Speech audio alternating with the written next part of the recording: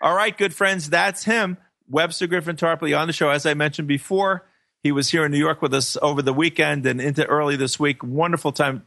Webster, welcome back to INN. It's been too long. Thank you so much. We tried to have one appearance every month around the middle of the month. I was perfectly happy with that. That was a good deal. Sir, you know what? I'm going to set that in stone. You just said it on the air. You tell me, you want the Tuesday in the middle of the month or the Thursday in the middle of the month? What do you prefer? I guess Tuesday is probably better. I am going to email you the exact details for the next year, which Tuesday it is. That's the middle of the month, and you're locked in. It helps me. I don't have to call you to get you on. Anyway, Webster, thanks so much. We had a wonderful time with you here in New York. You gave a great talk at the Left Forum. I already talked about that. Our little coterie of people here in New York, you're so informative. We learned. We have a growing chapter, growing local of the United Front Against Austerity, and its election arm, which is the Tax Wall Street Party, which is growing. And at that event where you spoke on the same program there, and Joe Calhoun, we were at the Left Forum. With our 60-plus people there, we were well above the average. As a matter of fact, we were sort of in the middle between the foundation-funded poobahs at the top, right, the Amy Goodmans that everybody knows about, and then the average sort of rather nondescript left, sometimes meritorious, but often not, that were sort of, you could see them limping along with 10 a little outdated, most of them. Yeah. The whole thing is outdated. Well, the institution goes back, the first one I remember going to was at Hofstra University on Long Island in 1969, in the middle of the Vietnam War.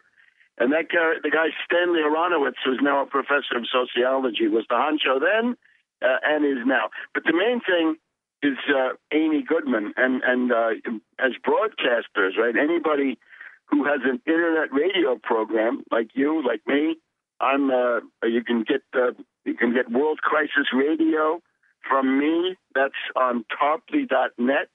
Once a week on Genesis Communications Network. You can get it from there. Power-packed with information. What we're trying to do is compete with Amy Goodman.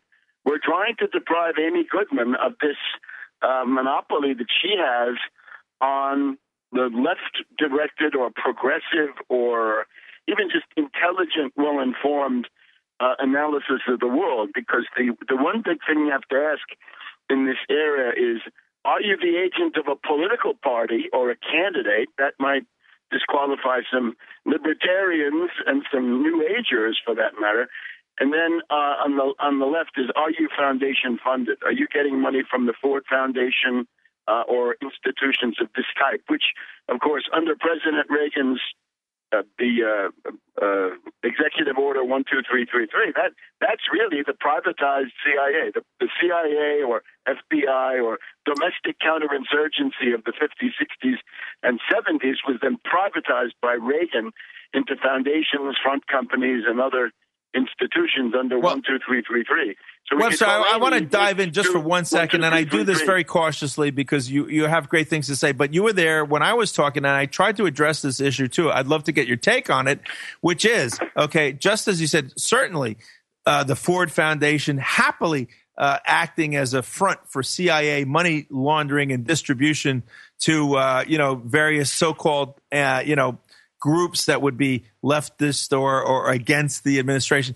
That's been going on for a long time. However, I posed the question, it's official now. The two professors at Princeton put out a paper. The United States absolutely is an oligarchy right now. So then my question to the audience, and you chimed in on it, the Ford Foundation, named after Henry Ford, was Henry Ford an oligarch?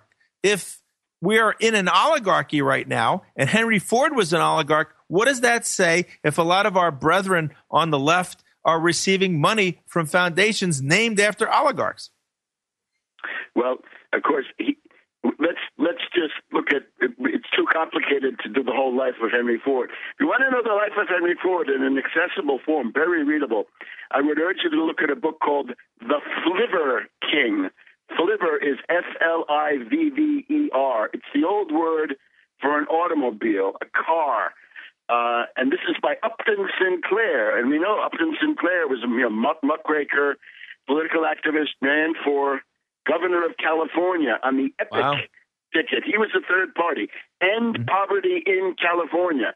And, this had, I think, an important long-term impact as well as whatever it was in the short term. We can say that Henry Ford shared the fate of many industrialists in Europe and the U.S., in that he evolved rather rapidly towards fascism after World War I, under the impact of the Bolshevik Revolution, Mussolini's march on Rome, Hitler's seizure of power, the union-busting tactics pioneered by Mussolini and Hitler. And we have to remember that is the essential feature of fascism. It is to destroy working-class organizations and then systematically drive down real wages. You see all this in this Flipper King.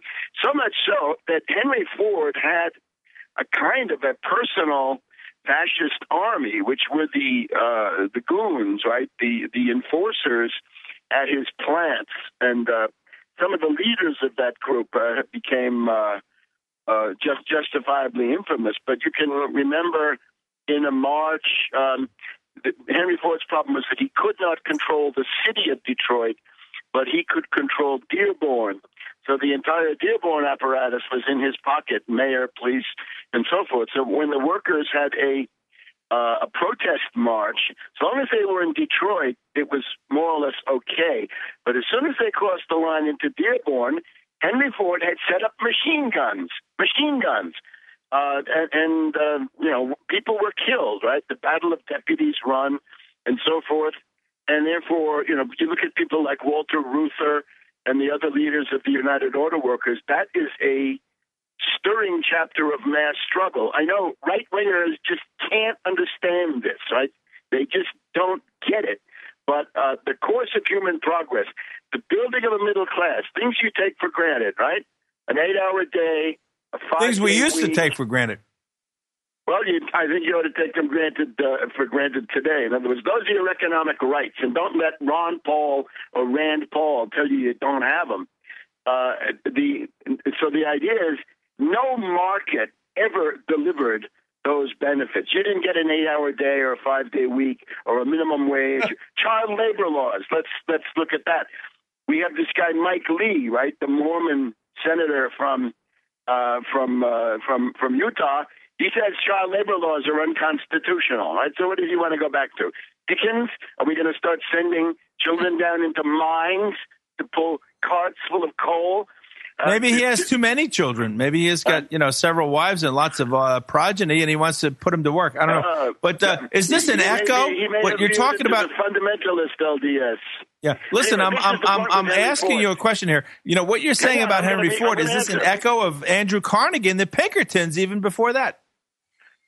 There is this problem, right? This is always going to be the problem of class struggle in society. And by the way, there is class struggle in Plato's sense. There's always Plato or Machiavelli. You can read Plato's Republic, and he talks about the problem of a ruling class. The point of that being that if it's an oligarchy, it is a class that rules and not individuals. So whenever you have power massed together like that with the motive of greed and aggrandizement, you're going to need some powerful countervailing forces, right? The balance of power in society is just as important as it is on the international stage. So one way is to have a government that responds favorably to mass concerns rather than big money concerns, and certainly we do not have that at the present time. But things could get worse, and if you look at Mike Lee saying that child labor regulations are unconstitutional, you look at Ron Paul telling you do not have a right to health care because that belongs to somebody else, or Little Rand has now flipped on drones. He's now in favor of drones. Did you catch that? I'm not surprised, but all of it, healthcare. It's a big deal. We got to do justice to that. Well, we can, but you know what? The music means we're going on break, Dr. Tarpley. Okay. So please hold on. Okay. Webster Griffin Tarpley, friends, in the house. Tarpley.net. All right. If you go there, you get it all. Webster's weekly radio program, which is very, very powerful. You'll hear this radio program and all the other appearances Dr. Tarpley has made on INN World Report. If you go to Tarpley.net, as well as his many fascinating writings, we're going to be back with Dr. Tarpley right after this top of the hour break. Hey, good friends, usually I let the music play. Not tonight, not with the guests like Webster Griffin Tarpley, who's on the line. We're going to get right back to it. Webster Tarpley on the line, Tarpley.net. If you haven't gone there yet, why? It's power-packed, great information. Go there, take a look. Maybe I'm totally out to lunch, and then you don't have to go there anymore. But I think you'll find there's lots of good information there. His weekly radio shows are there. Every appearance he's ever made on INN World Report Radio is there if you ever missed any of them. And lots of other good information as well. Now then, Tom, Dr. Tarpley, two things. First of all, all this high-flying theoretical talk is great. A, can we get down to specifics? Can we talk about some people who are actually committing themselves, running for Senate? We were talking about is just to complete this other point, right? The people in the U.S. ruling class, large industrialists, bankers, and others, virtually all of them were pro-fascist between the two world wars, in the sense of supporting Mussolini, advocating Mussolini's union-busting methods. And I would say a good third to a half of them were also strongly pro-Hitler. And the people who have funded the libertarian movement were, during that interwar period, were in this fascist to Nazi camp, because this was their means of approaching organized labor in the midst of an organized labor upsurge. So what you see, the Ford Foundation represents a widespread recognition in the U.S. ruling class that after World War II, after the defeat of Hitler, they had lost their reference point in the world. They had to change their counterinsurgency methods. So they did a reversal of the ideological fields in many cases. And from being right-wing goon squads, they flipped and became left-wing social engineering, sociology-guided counterinsurgency foundations. And the Ford Foundation is, of course, one of them. But we also note the Koch brothers helping to create the Cato Institute, what is called libertarianism today. In other words, the world of the Baltards and the rest of it. That comes out of the Cato Institute, originally funded by the father of the Koch brothers, who was an ardent admirer of Mussolini and of Italian fascism. So you can see how this evolution goes. So that's the answer. You're talking about the Frankfurt School, the Fabian Socialists, sort of the left side of the oligarchy, no?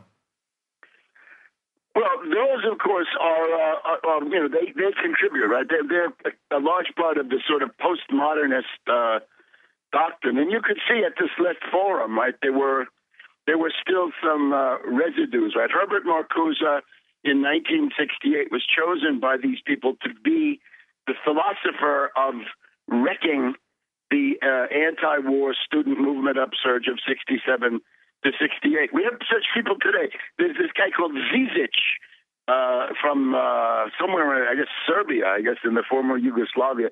There are purveyors of Frankfurt School doctrine still around today. And some of them are clowns. I think Zizic would probably qualify as a clown, but they're there. And they have sort of merged with the French psychoanalytic school of Lacan, Foucault, and other sort of structuralist neo-Freudians.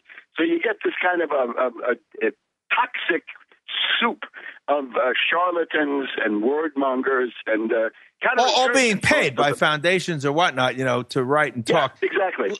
Listen, let me ask you a serious question here. You raise a very fascinating point. Yes, Henry Ford. There was a book we reviewed years ago when it first came out here on INN. Henry Ford and the Jews. Adolf Hitler kept books of Henry Ford's in his waiting room to give out to people for free. From his Lansing, Michigan op-eds and so forth. But let me ask you something. Yes, a lot of the American plutocrats, eugenicists and so forth, they loved Wall Streeters. They loved Adolf Hitler and Mussolini, as you aptly point out. But tell me, they loved him against, of all things, not just labor unions and all, but Soviet communism. Wasn't Soviet communism the product of the British? And is this a divergence? How do you balance these two things out? The British loved wrecking Russia with the commies, and the Americans loved wrecking the commies with the fascists. You have to note, first of all, the coming of Lenin to St. Petersburg, right, to Leningrad in 1918 is accomplished by the German General Staff. And I would point to two people there.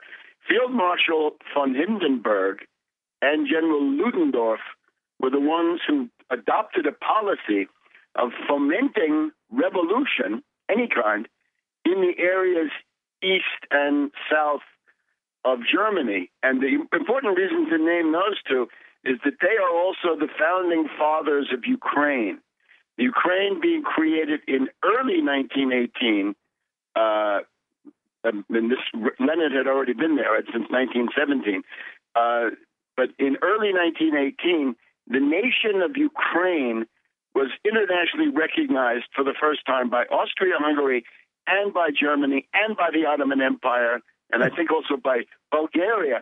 And that was the Central Powers. In other words, that was the German-led coalition. And sounds very reminiscent of every time there's a coup in Venezuela, the United States jumps forward and recognizes the new government. That's all well known. This is not well known. In other words, most people do not know that the founding fathers of Ukraine were Ludendorff and Hindenburg. And the reason they did it, what they wanted out of the deal was 1 million tons of grain, 400 million eggs, 50,000 tons of beef, manganese, linseed oil, and on and on and on.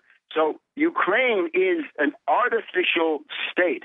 It is not a real historical nation. It never appeared on the map as any kind of independent country or even a political subdivision until 1918. So they brought Lenin in. Then we have a phase where the British, there's a very turbulent phase where you have white armies, a lot of them based in Ukraine, right? The Denikin, Vrango, Kolchak, Kornilov. The Czechs went in there too, right? Sorry? The Czechoslovakians went in there too. Yes, there's a whole story with that. Right? I'm trying to keep it bare bones, though, because if you want to get detailed, we'll never finish. Go ahead. So the point of this being is that Ukraine was the nest of all of these white armies on the lower Don, right? So this is what we're seeing right now, at the Donets and so forth. However, here's the big difference. When fascism or Nazism took over a country, the ruling class was not disturbed. And the ruling class means bankers, nobility, oligarchs, big industrialists, rich people who control money production. The king in Italy? The king remained, right? And the entire ruling class was undisturbed. Similarly, in Germany, even with Hitler, as long as you didn't scheme against the Nazi Party and try to interfere with Hitler's rule, you were left. Everything was left intact, because by that time there was no more monarchy in Germany. The difference, though, is when the communists come to town, they quite often exterminate these parasitical, oligarchical ruling classes, right? A monarchy would not tend to survive very long under communist rule, right? Not any length of time. Not in Russia, not in China, not in Tibet, not anywhere, right? Well, Bulgaria, Yugoslavia, Romania, these are all monarchies, right? So, and then they come to an end. So this is the point. And this is a very important difference. And the other difference is, you can say, when Germany gets through with Hitler in 1945, the place is a ruin. It's a rubble field.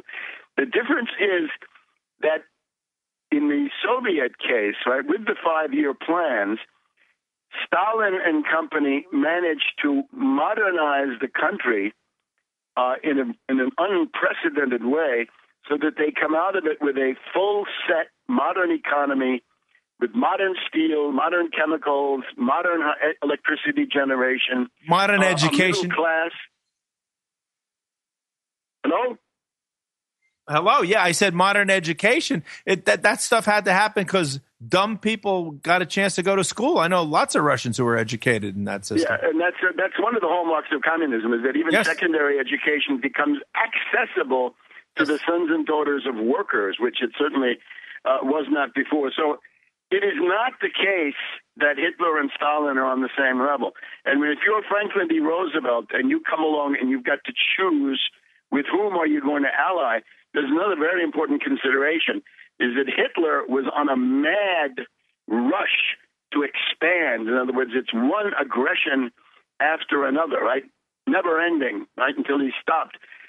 Precisely because he has no natural resource base. He's got no oil.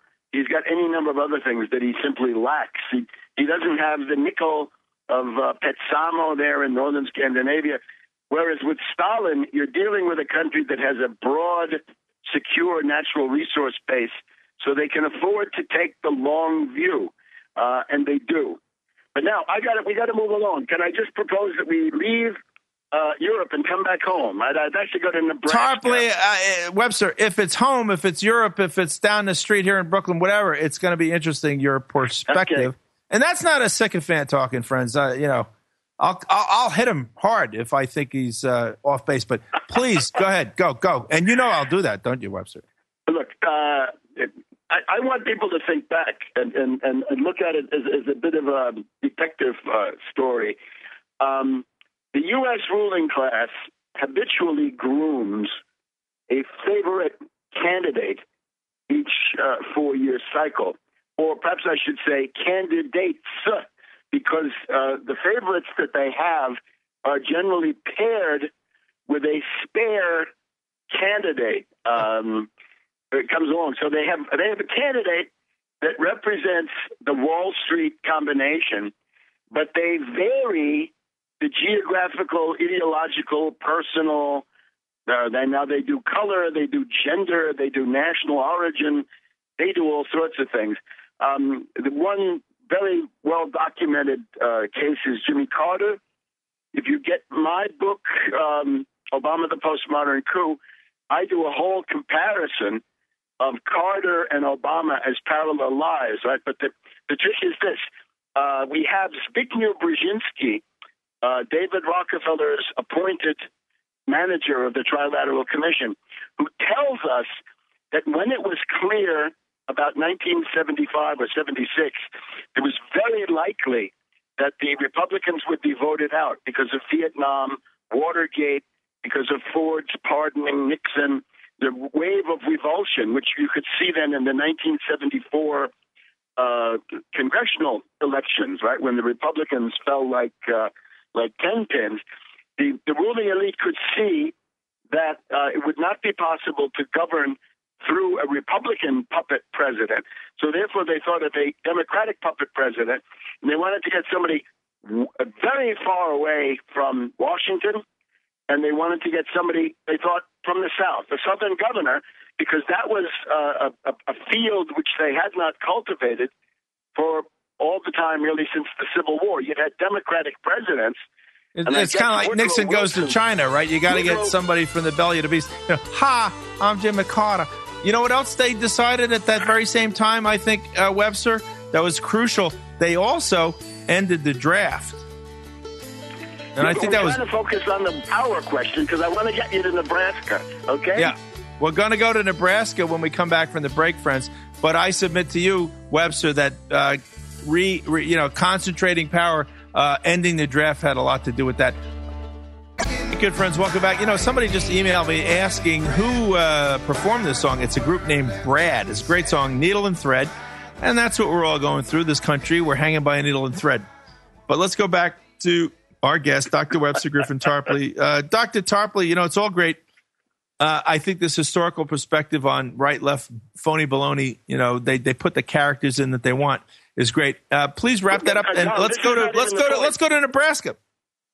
No, but listen, the point of this is I'm trying to show people that there is this well-established pattern of the ruling class grooming people who come out of unexpected quadrants, right? They come out of nowhere, as people said with Carter, and nevertheless, they are the chosen vehicle of Wall Street. And just a couple of other peculiarities, if I could just develop this idea. With Carter, he obviously filled the bill as a Southern governor, as Brzezinski wrote, right? He was somebody who was interested in the Trilateral Commission. He was a Southern governor. Another important thing about them is they want people who are mentally damaged. Carter had been through nervous breakdowns. He disguised this as a born-again Christian experience, but he was somebody with a great deal of mental instability. He was paired with a spare Carter, who was Governor Reuben Askew of Florida, which this is a guy that Brzezinski also writes about. So that's how they did that one. Then, of course, by the time of the late Bush administration, because of the world economic depression based on derivatives, which Bush had helped to unleash, because of the hatred in large parts of the population because of the Afghan and Iraq war, it was clear the Republicans were a very bad bet for 2008. So in this case, what I've shown, and these are my books, Obama, the Postmodern Coup, and Barack H. Obama, the Unauthorized Biography. These groups around Zbigniew Brzezinski and Samuel Huntington had prepared Obama as a surprise candidate, right? The first black president, and that gave them, a great deal of, demagogic potential. Obama was paired with Deval Patrick, the governor of Massachusetts. In other words, if Obama had overdosed or God knows what, gotten arrested, they could have fallen back on Deval Patrick. So the idea is a very highly educated, preppy, Ivy League black guy, but post-racial. In other words, not warm race-monger in the sense you might say Al Sharpton or somebody like this is, right? And I'm going to jump in just in time to introduce U.S. AFRICOM. Go ahead.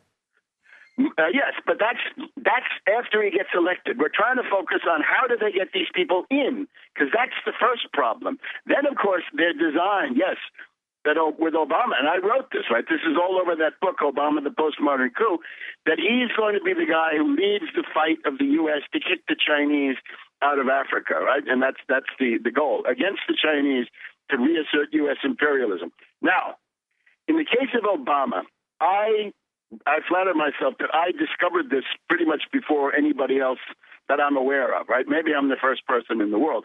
In other words, the first person who was not a part of this plan who realized that this was the new Carter, a new and highly organized push by the Trilateral Commission and similar Wall Street banking groups to install such a puppet president. But I didn't understand this guy because the 9/11 Truth Movement and the question of the rogue B-52 and the Kennebunkport warning, which I authored, essentially predicting the attempt to bomb Syria with a B-52 about a week before it happened, and people can go back and look at that. I was not thinking about the presidency so much. I was thinking about staving off this repeated war danger from Cheney in particular. So that it took me until January 2008, between the Iowa caucus and the New Hampshire primary, to begin putting out these alarm signals. It's Obama, the Manchurian candidate for 2008. So that was 9 months before the election, 10 months before the election, 11 months maybe. But now, here's the news.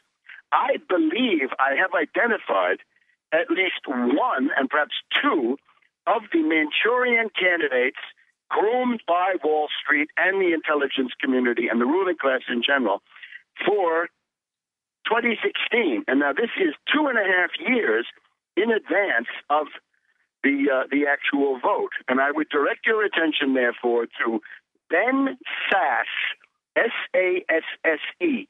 Ben Sasse, currently the Republican candidate for the Senate, United States Senate from Nebraska. I believe this is the primary Manchurian candidate option.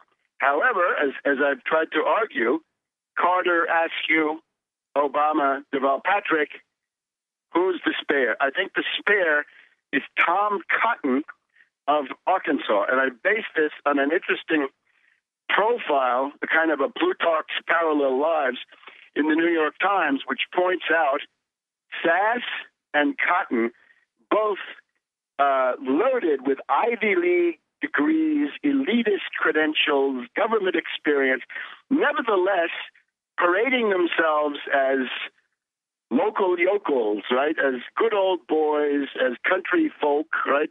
Regular guys, whatever we want to call them, from these rural farming areas, right?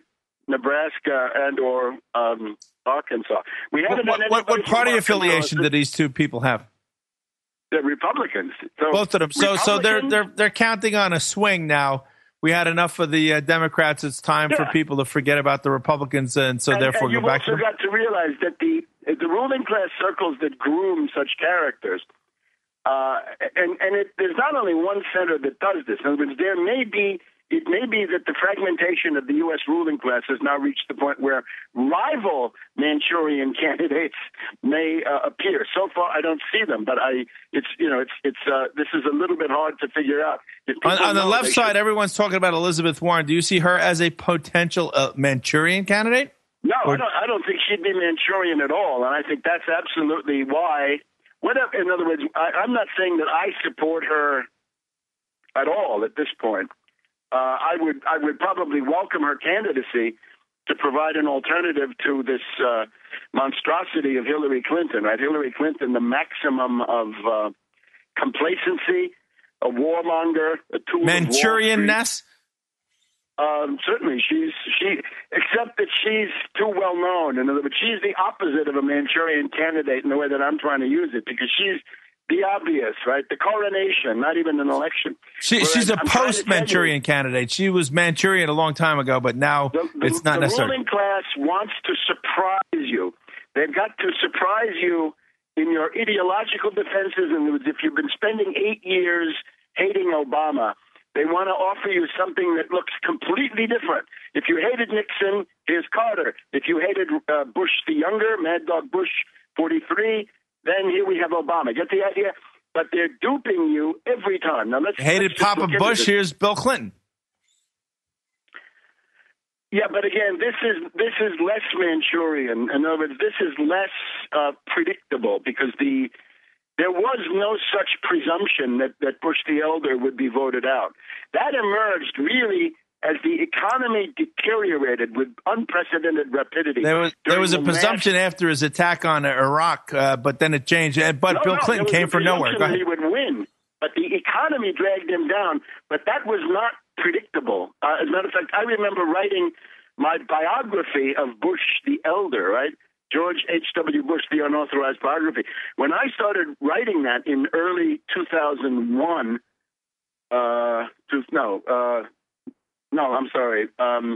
in early 1991. What am I saying?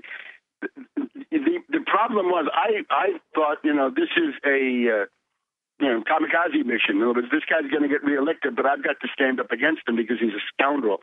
And then month after month after month, his poll numbers plummeted as the economy collapsed, because he was, of course, an absolute Wall Street devotee. So it's got to be a situation where there's a very strong presumption that one party is going to be out, and therefore it's going to be the other party. So this involves large investments, right? You got to commit a hell of a lot of money. That's why you need a spare. But you've got to be sure that it's going to be a Republican or a Democrat or something like this. And you might say, well, today it's not sure at all that it would be a Republican. As a matter of fact, probably not a Republican. But these charming individuals that we're dealing with, they may have various operations that we don't know about that they're going to use to try to demolish the Democratic Party. And as you know, my position is the Republican Party needs to be destroyed, at which point the Democratic Party would split into a Wall Street wing, the majority, with Obama and Harry Reid and Schumer and Durbin and the rest of them, and then an anti-Wall Street or pro-labor or populist wing. That would include Elizabeth Warren, Marcy Kaptur. Well, look, the music means we've got to take a break, but, I would submit to you that the first thing that has to happen is the Democrats have to get out of the way if the Republicans are in a circular fire. All right. Back to Dr. Tarpley. Webster, if you could get us out to some specific candidates. I know you're talking about Nebraska and so forth. Let's talk about Nebraska. Let me just finish up on Ben Sasse. Now, please do. there's just some idea of who this guy is. In his life, his resume, he tells us that he was at one time the interface of the CIA, the FBI, and the Department of Justice, and that he was involved in intelligence sharing in the U.S. intelligence community. Now, this is not a farmer, right? This is not a good old boy. This is a spook. He's up there with Hayden, I'm sure, and Clapper and all the rest of these characters, right? So watch out. He then moved over to Health and Human Services, where he worked with Mike Leavitt, the Mormon former governor of Utah, who was the resident Malthusian for George Bush the Younger at Health and Human Services. But what we're interested in is we've got to go back. There are a couple of skeletons lurking for SAS. Actually, let me just get right to the point. There was a profile of SAS in the New York Times. A woman wrote in and said, I have known Ben Sass since high school, and he has habitually introduced himself in social situations with, "Hi, I'm Ben Sass. I'm the 45th president of the United States, elected as a Republican after having studied at Yale." And he was saying this between 20 and 25 years ago. So this would assume that somebody had counted this out, right? Somebody had done the arithmetic with a pretty good eye sense of what was coming. In other words, a high-level ruling class character had told him this. So the 45th president. And then the same woman writing into the New York Times says, I had a girlfriend who went to Harvard, and when she got to Harvard, she found that there was a guy on campus introducing himself as Ben Sass, the 45th president of the United States. So if this is true, it's really only one source, but it implies that there might be two sources. If these ladies are listening in, I'd love to talk to them. So this is the idea. Now, what could be the problem? Ben Sass attended St. John's of Annapolis. This is a liberal arts college here in Annapolis, Maryland, but it's of a special kind. It's the neocon liberal arts college. And you'll remember Leo Strauss, the theoretician of neocon fascism, was professor. After the University of Chicago, he then moved on to St. John's of Annapolis. So we're told that Ben Sass got an MA, Master of Arts, from St. John's of Annapolis in 1998, and that in the years leading up to that, while Sass was studying for his MA at St. John's, he served in a very important and sensitive role. At that time, we still had the Republican and Democratic House groups had pages. The House of Representatives would invite high school kids to work for a year or 6 months or whatever it was as errand boys, errand girls, assistants for the House of Representatives. And this would have been 1996, 1997, 1998, right? MA usually one or two years. Now, you may remember in 2006, for many people, many Republicans especially, one of the reasons the Republicans lost the control of the Congress in 2006 was a guy called Mark Foley. Remember him? Congressman from Florida. And his specialty was molesting these pages who were legally children. They're under 21. They're teeny boppers, right? But they're away from their parents, and they live in dormitories on Capitol Hill and do their work. And then they also have a school because they've got to continue their schooling and their education. This goes on, too. So there were four proctors. A proctor was somebody charged with watching over the students, not just academically, but in terms of behavior, safety, not being away at night, all the rest of this stuff. So of the four proctors, these guys were also tutors. They would help with academic subjects and schoolwork. Ben Sass was one. So here's the problem. If we're talking about approximately 96, 97, 98, or thereabouts.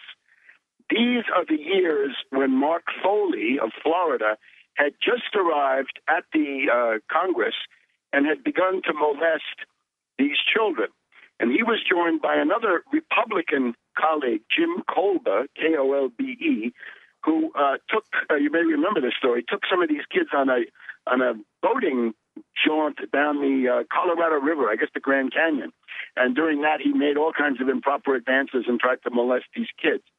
So the first question that has to be asked and answered is, Ben Sasse, when you were one of the four proctors supposedly taking care of the kids, the high school kids, in the House Page program, what did you do? Where were you when Mark Foley was notoriously molesting these kids? And although Foley was only kicked out in 2006, he had arrived there in 1995 and had, according to published accounts that we can cite, had begun molesting the kids. If you want to look at some under Sasse's watch.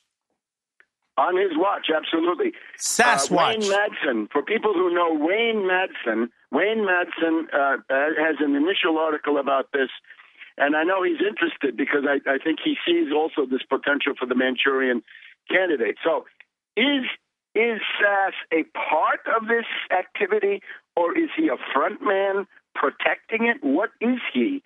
Well, I think another question, serious question, is he compromised because he may have been neither, but he was either responsible or, he should have been knowledgeable. So that means that, they got him. If you call yourself an evangelical Christian out there in Nebraska, is this who you want to represent you? Now, here's the other thing. It gets the plot thickens. More recently, Sasse was the president of a small university in Nebraska. It's called Midland University. And if you look up Midland University, athletic director, you'll see that the top coach, right, the athletic director of this small university, small school out there, has just been arrested, right, thrown in jail for sexual crimes involving prostituting students and other hanky-panky of all sorts. We don't need to go into the details. So here we have, on Sasse's watch, pages were molested by Foley, by Kolbe, and presumably also by others, because that was a caucus those guys had going. And just in the last couple of years, right, at Midland University, Sasse shows up as president. On his watch, students were subjected to sexual abuse, prostitution went on, and other things, and the athletic director had to be arrested and thrown in jail.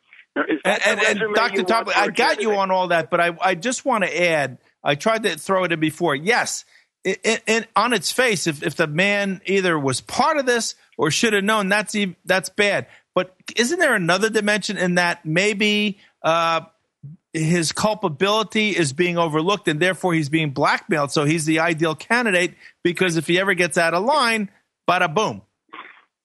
Well, this of course is fairly standard, right? We're talking about Nebraska. So as soon as we're talking about Nebraska, those of us with a certain historical memory will realize that at about, let's say, 1990 or thereabouts, say 25 years ago, Nebraska or Omaha was a headline that meant pedophiles, and it meant the abuse of children. This is the so-called Larry King Franklin Savings and Loan scandal of Republican plutocrats in the state of Nebraska. And you have to assume that some of those tendencies were never rooted out, so they're perhaps still there. The general idea there was, if you were an aspiring politician, you had to. You really were not acceptable unless you were willing to be photographed in flagrante delicto, as they used to say, in the midst of these illegal activities, so that your owners could always destroy you. In other words, they would always have a mechanism of control. They could say, oh, you vote against what I want?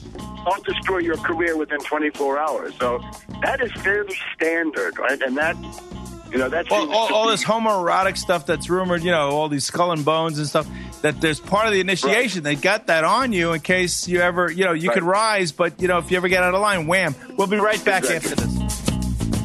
All right, good friends, welcome back. Tom Kiley, INN World Report. We're coming down the home stretch with Dr. Webster Tarpley. Dr. Tarpley's been laying out, I think, very in great detail, the false choices that we're presented with, the back and forth, the oligarchy having candidate after candidate and backup candidate after backup candidate. And Dr. Tarpley, you're laying out, it looks like the swing, all right, we've had two Democratic administrations, one after the other. It's time maybe to go back toward the Republicans. Maybe everybody forgot about how bad it hurts when they're in charge. And you talked about these two candidates that they've already got lined up. Yes, and I would also add, from my point of view, it's important that there never be a Republican president ever again, because if you get a Republican president, you will have war. It should be clear to everybody. If Romney had been president, you would have had war with Syria last September. You might have had war with Iran at any number of points, and you'd probably have war with Russia, given the fact that Romney was, of course, governed by the White Horse prophecy of the Mormons, like Joseph Smith, which points to an apocalyptic Armageddon with Russia at the end of that. But the other thing, of course, if you had the Republicans in, they would then pack the Supreme Court with fascist judges, and at that point, you can essentially abolish the franchise, which is what Republicans are doing. Everybody knows that Republicans are attempting to prevent blacks, Hispanics, old, young, poor from voting, right, using these subterfuges, right, that they have. The other thing is, though, I would point to Michigan. We've had people like Reverend Edward Pinkney arrested for gathering signatures to eject the mayor, Mayor Hightower, who was an agent of Whirlpool Corporation, Wall Street controlled, and then the attempt to throw Congressman Conyers off the ballot, which I think has failed. I hope it's failed. I'm going to be checking that in time for my own program tomorrow. So if you get any Republican president, they will attempt to start wars, to deprive people of their voting rights, and create a permanent austerity dictatorship for which the Republican Party is an adequate vehicle. The Democratic Party, much less so, much harder to do a real dictatorship with the Democrat, right? Whatever people think. Now, fortunately, you don't have to sit back and watch Sass ride into the Senate, right? He would get to the Senate at the beginning of 2015 if he wins, and then he'd already declare his candidacy within a year, 6 months or so, in the same way Obama did. He learned from Obama. Don't stay in the Senate. You have to make votes. As soon as you make votes, you have a record. Then you've turned some people off, and then you become weaker and weaker the more votes you take. So, fortunately, there is the tax Wall Street Party. So there should never be a Republican. It doesn't mean there should be a Democrat. Somebody should come forward with an alternative to this. We're trying to do it. It's called the Tax Wall Street Party. It works together with the United Front Against Austerity. And there in Nebraska, you're going to have Dan Burdorf, Buhdorf, a fifth-generation Nebraskan, and you can find him at danfornebraska.com, I believe, danfornebraska.com. He is currently gathering signatures to be on the ballot. If you're anywhere near Nebraska, get in touch. You can contact me through tarpley.net. Go to the Speakers Bureau contact feature. Send me an email. I'll forward it on to the people in Nebraska. Dan operates out of Lincoln, but we're obviously all over the state. Now, here's the idea: you don't like Wall Street? Well, attack Wall Street. If you're smart enough to figure out that Wall Street is your main enemy and that government is merely the battlefield where you confront Wall Street, if you're smart enough to do that, then you've got to attack Wall Street. Wall Street is the main enemy, and therefore, the Wall Street sales tax, the 1% tax on all transactions, right? As you've said, Tom, if you buy a pair of shoes, you're going to pay between 7 and 12% state sales tax, depending on the state. 8.25 here in New York City. Okay, when you it's up to it's higher. I think it's almost 12% in California. But the idea being that when if I have flash trading, there's this influential book, Flash Boys. The Flash Boys can do 1 million trades per second of flash trading, and they pay absolutely zero sales tax. May I say something to get your comment, Webster, on that point? Yeah. Okay. Isn't it the standard BS that the reason against this is because it'll be bad for business, it'll hurt the economy? How much more hurt can we sustain in the economy? Okay. When is the economy? They've gotten everything they've asked for. They've gotten everything they wanted. They've gotten carte blanche. They've lowered the tax rates, everything else. What are they talking about? Well, the argument against it, which might have been valid, 30 or 40 years ago, although I don't even think so. Lord Keynes, in Lord Keynes, I think in the General Theory in the 1930s, says you should have a tax on financial transactions, financial turnover. The argument is that those are capital markets, so you don't want to hobble or interfere with the capital market. But it's not a capital market. If you're doing flash trades at 1 million transactions per second, that's a gambling den. It's not a capital market. It's pure speculation. Has nothing to do with capitalizing. It's point shaving, right? It's making a profit off of point shaving. Nebraska. Dan Berghoff, Dan for Nebraska.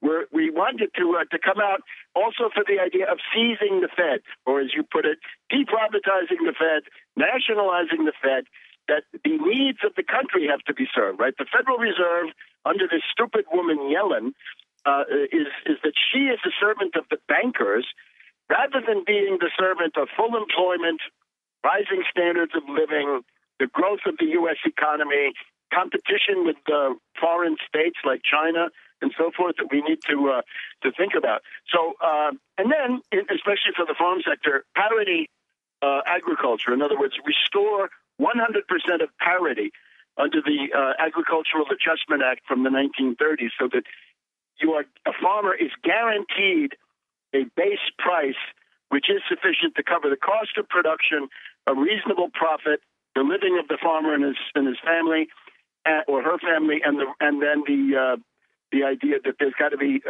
capital investment in the farm, right, in equipment or irrigation or fertilizer or other things. So that's Dan Berghoff, and I urge people to support him. And I just mentioned now in conclusion, in New York State, you've got Randy Credico. He's a colorful character, right? He's unpredictable, but fact is, he ran for mayor of New York City last year for the tax Wall Street Party. He was first a Democrat until the Democratic primary, then switched over to the tax Wall Street Party, and at least planted the flag of the tax Wall Street Party and the idea of a Wall Street sales tax. So right in the belly of the beast, and he's still there, right? Governor Cuomo the Younger of New York is, of course, a nepotist. He is a very vicious servant of the Wall Street interests, and up to now, he has no opposition in the Democratic primary. So Credico, I think this is Credico 2014. Just look up Randy Credico, CREDICO.org, I think, but Credico2014.org. And there you see he's in the process of gathering signatures, and you'll see all the ways you can relate to that. So between New York and the Northeast and Nebraska and the Midwest, this is the tax.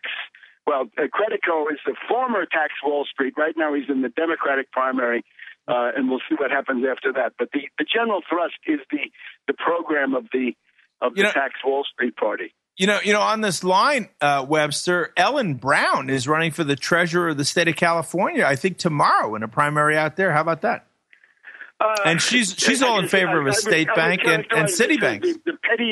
The petty bourgeois opposition, right? There's no note of class struggle. I once asked her, why don't you, if you want to have credit, why don't you tackle the Federal Reserve, right? Take on the Federal Reserve. And she told me, that's impossible. We're too weak. We'll never succeed in moving or touching the Federal Reserve because they're just too strong. So therefore, we play with these toy banks, right? These state banks, which add up really to nothing. For a long time, they were trying to push North Dakota as the paradise on earth because it had North Dakota had a state bank. The problem with that was that for quite a couple of decades, North Dakota had a declining population, which is not a symptom of economic growth in any way, shape, or form. And now, of course, you've got this Bakken shale, sort of backward, old-fashioned energy technology going on. So there are some boom towns there. I would say that I would recommend people, if you want to vote for her, that's fine. But the idea that state banks would that's not the point. Who do you feel, therefore, is better than her for treasurer of the state of California, if not her? Who's better? No, it's not her. But again, I urge you, if you're going to have a candidacy like that, you might as well do it for a real fighting class-based program rather than a petty bourgeois chimera like state banks, because they will not do it. If you do what I say, in the aftermath of that, there would become then a possibility of having state banks. But unless you target the Federal Reserve, and I think your listeners can probably understand this, you've got to target the Federal Reserve, break their power, go at them, right? Don't dodge that irrepressible conflict. Once the Federal Reserve has been nationalized or deprivatized, then all sorts of things become possible, among them state banks.